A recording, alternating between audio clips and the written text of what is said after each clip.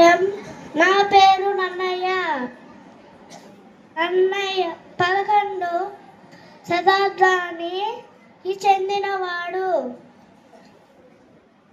నన్నయ్యను ఆదికవి అని బిరుదు కలదు. నన్నయ్య చంద్రుని ఆస్థాన కవి.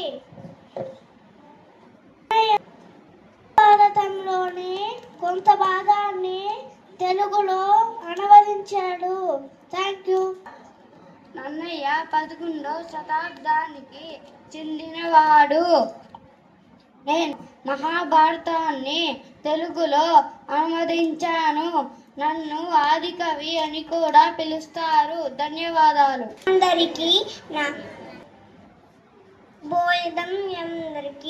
నా పేరు వేమన. నేను ఒక పద్యం చెప్తున్నాను.